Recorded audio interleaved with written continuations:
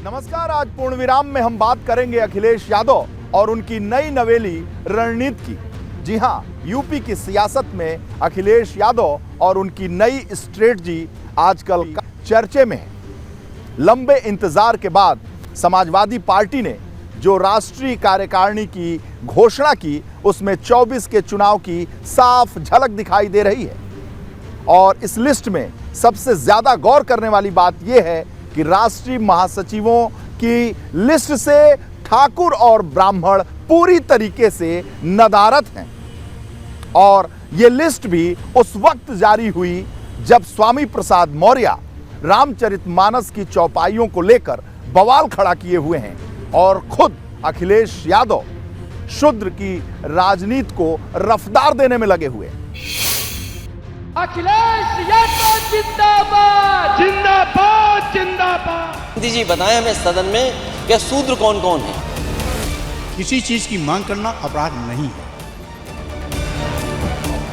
सपा के स्वामी ने रामचरितमानस पर विवाद का नया पन्ना खोला तो सबकी निगाहें अखिलेश यादव पर टिक गई कि अखिलेश स्वामी के बयान पर क्या कहेंगे। कई लोगों को लगा कि स्वामी को सख्त हिदायत दी जाएगी। कुछ लोग बोले स्वामी को पार्टी से बाहर किया जाएगा। लेकिन अखिलेश ने स्वामी पर जो फैसला लिया वो चौंकाने वाला रहा।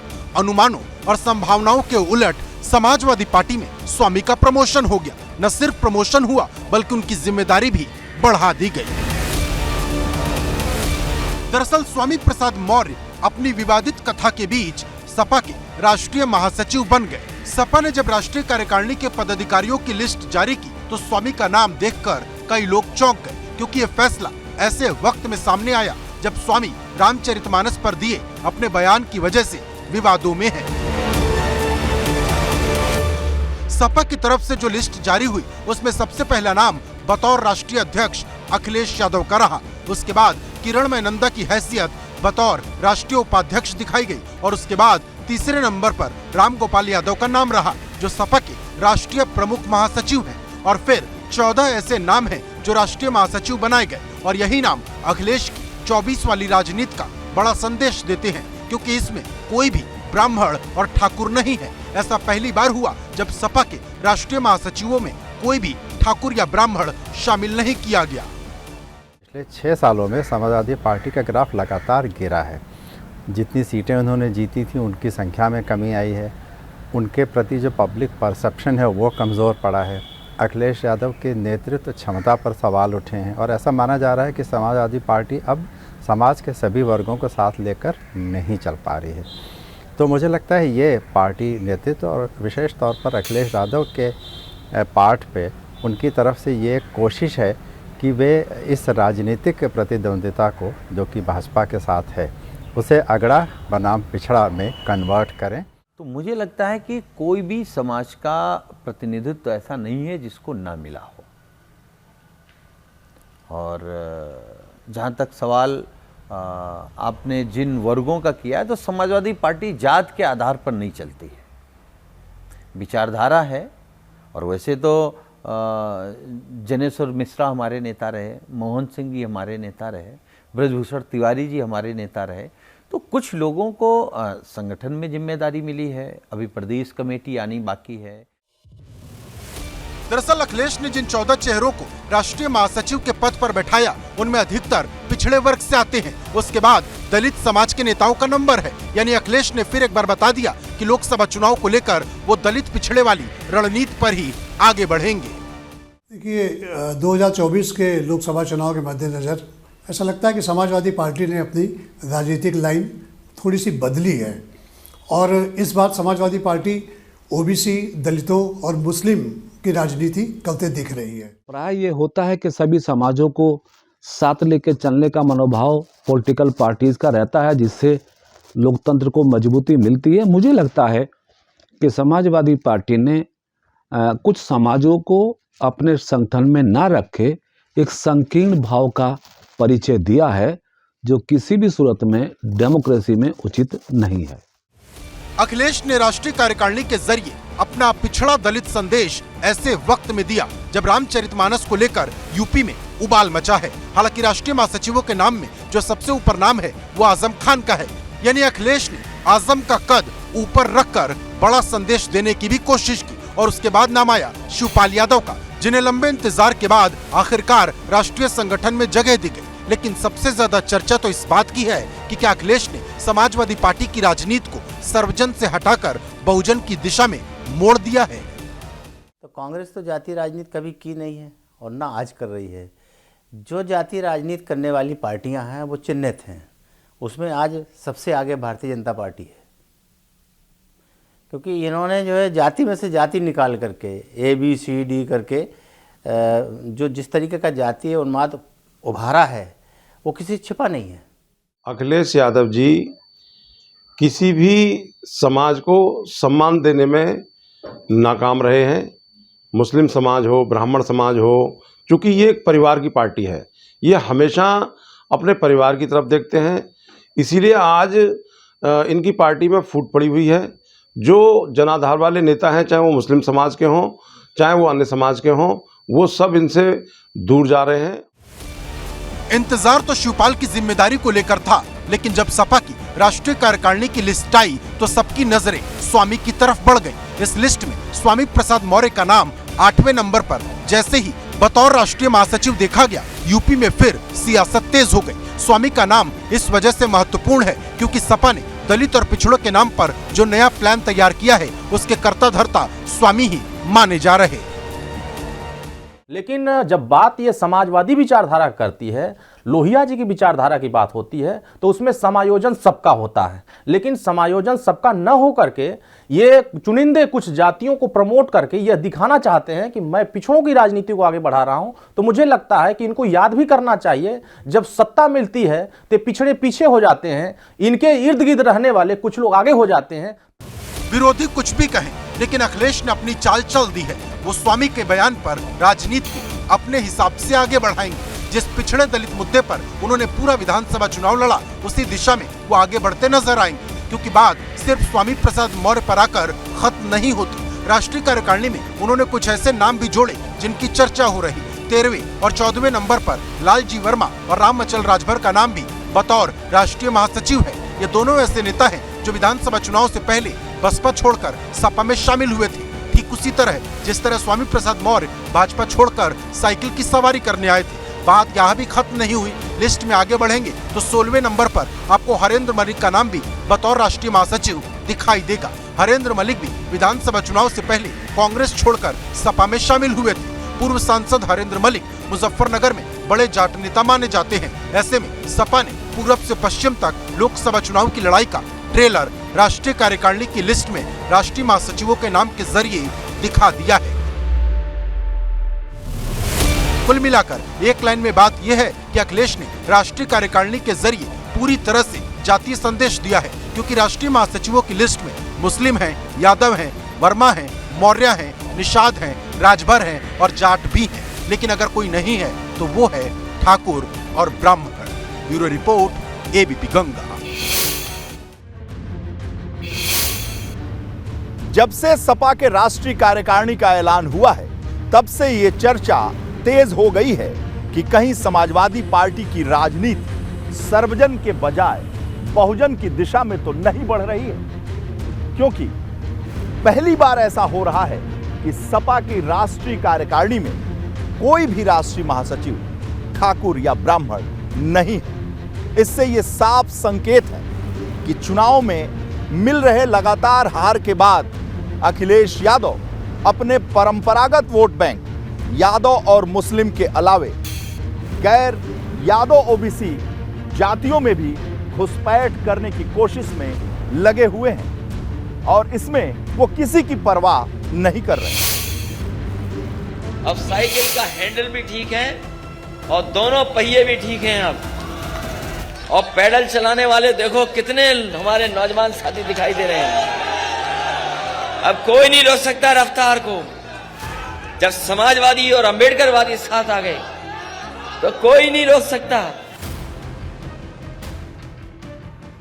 दलितों और पिछड़ों को जोड़ने की कोशिश तो अखिलेश यादव ने विधानसभा चुनाव के पहले से ही शुरू कर दी थी और नतीजों के बाद माना गया कि अखिलेश इसमें कुछ हद तक सफल भी हुए, क्योंकि दलितों का वोट भले ही उन्हें बड़ी संख्या में ना मिला, लेकिन पिछड़े वोटर बड़ी संख्या में उनके साथ जुड़े।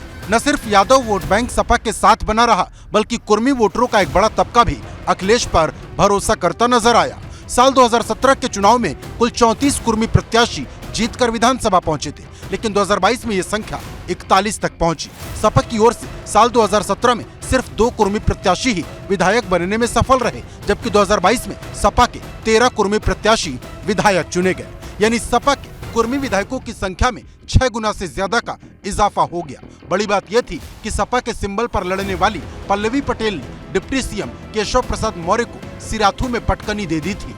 कुर्मी वोट पर बढ़त बनाने के पीछे अखिलेश की सोशल इंजीनियरिंग को कारगर माना गया, क्योंकि अखिलेश ने अपना दल के साथ गठबंधन किया था। ठीक इसी तरह अखिलेश ने ओपी राजभर की सुभाषपा, केशव देव मौर्य की महान दल और संजय चौहान की जनवादी पार्टी सोशलिस्ट के साथ मिलकर गठबंधन किया था। ये सभी ऐसे नेता हैं जो पिछड़ों की राजनीति करते हैं, और इसी के प्रयोग के कुछ हद तक सफल होने के बाद अखिलेश ने ठान लिया है कि अब समाजवादी पार्टी की राजनीति सर्वजन की बजाय बहुजन की होने वाली है।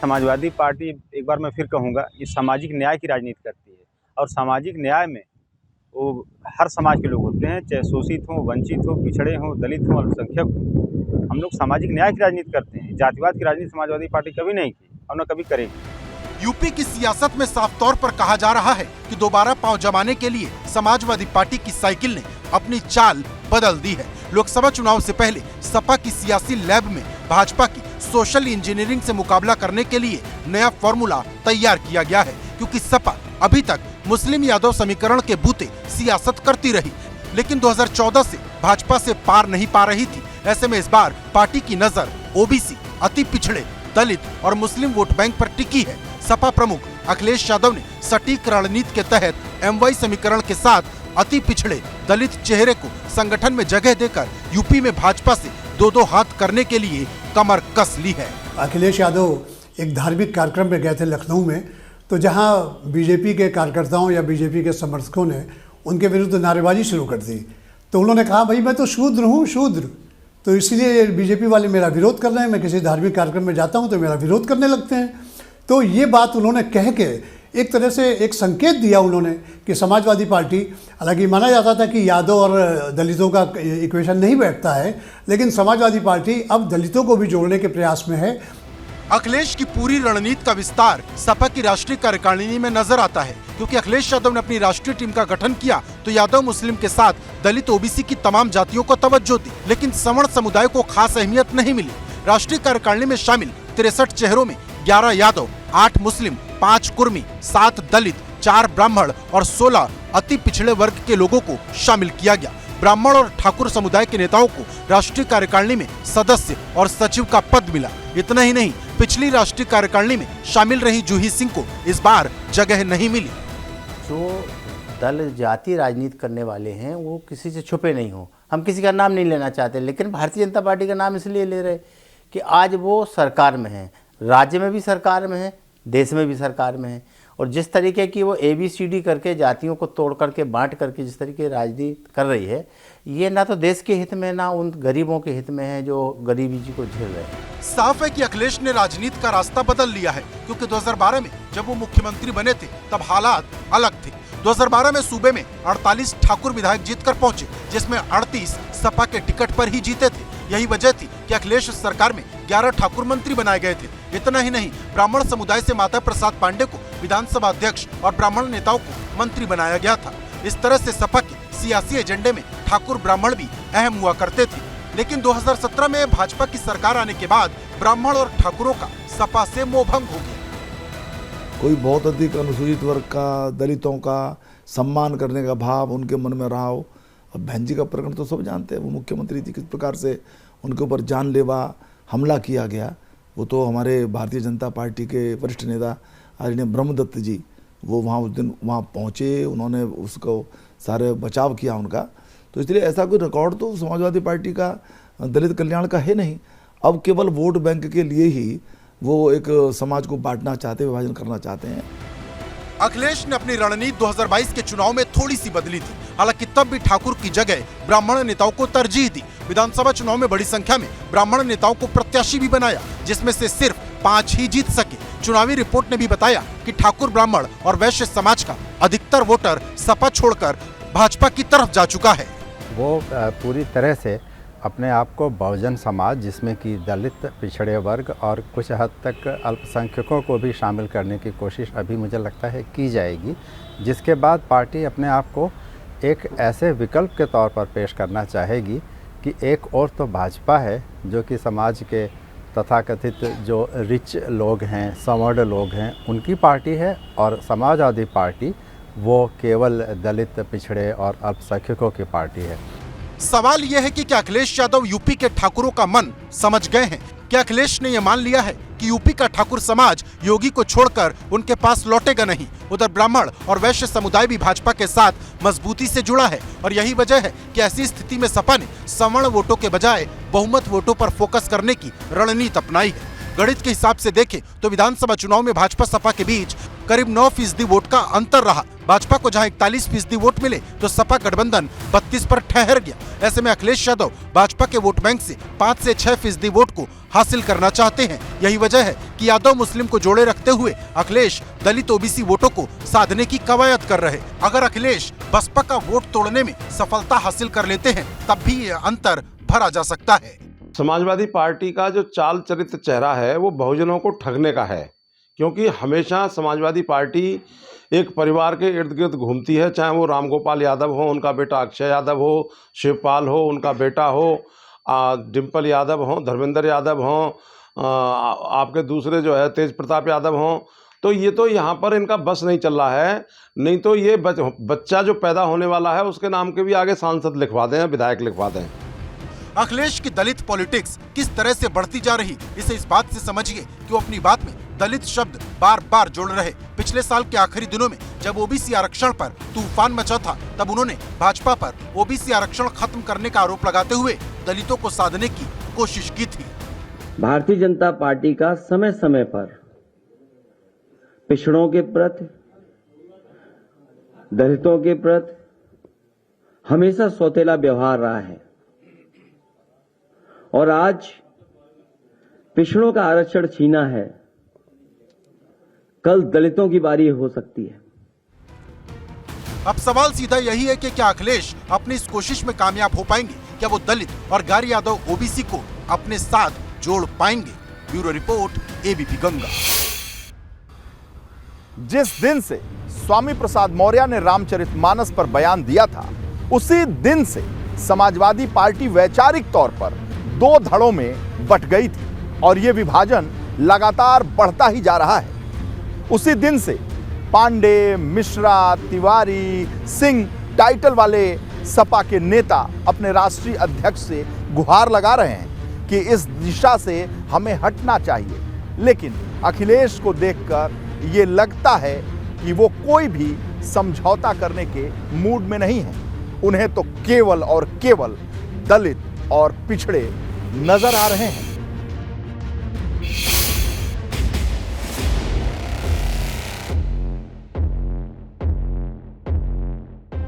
अखिलेश ने तय कर लिया है कि उनका पूरा फोकस जातीय राजनीति पर ही रहेगा। वो पिछड़ों और अति पिछड़ों के साथ दलितों को ही तवज्जो देंगे, फिर चाहे वो जनता में हो या फिर पार्टी के भीतर। लेकिन इसका साइड इफेक्ट ये है कि पार्टी के भीतर बगावत की शुरुआत हो चुकी है। सवर्ण समाज से आने वाले नेता खुलकर अखिलेश के सामने खड़े हैं। जिस स्वामी प्रसाद मौर्य को अखिलेश ने राष्ट्रीय महासचिव बनाकर नई जिम्मेदारी दी है, उन स्वामी पर राजसुका लगाने तक की मांग हो रही।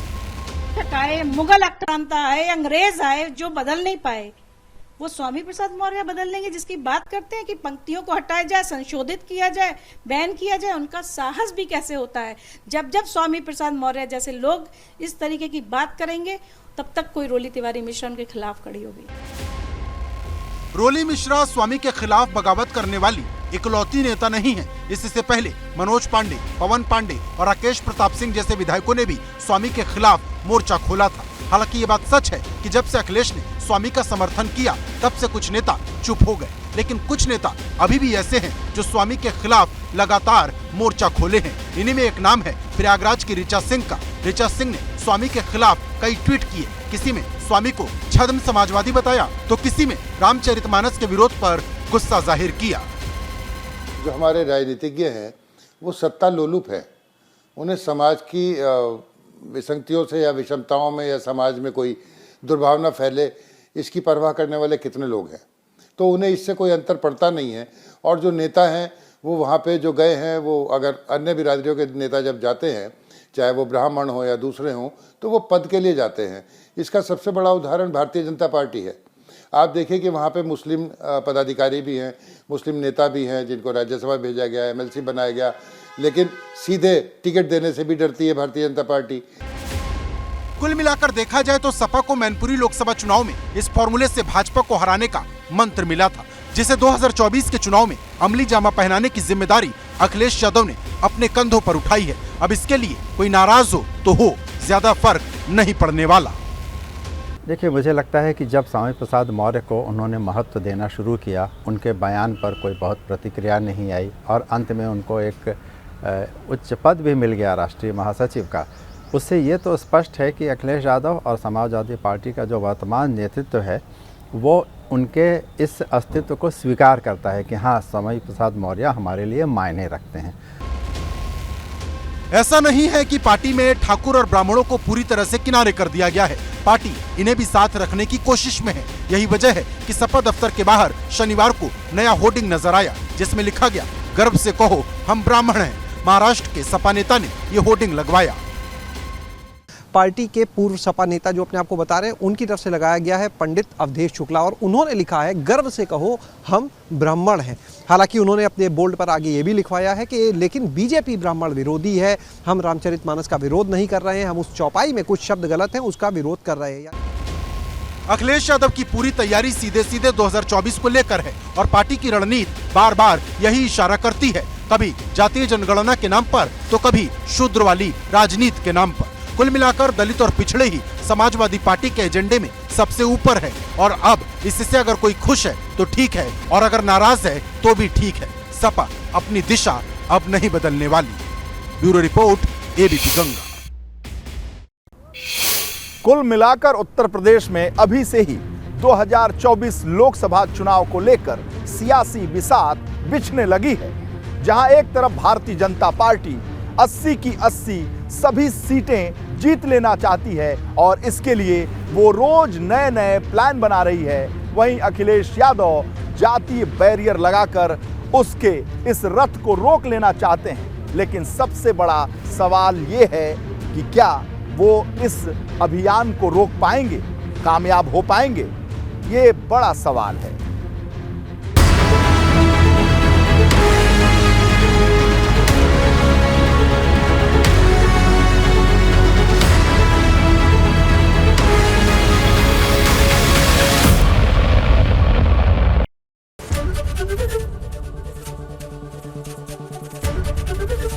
एबीपी गंगा, खबर आपकी, जुबान आपकी।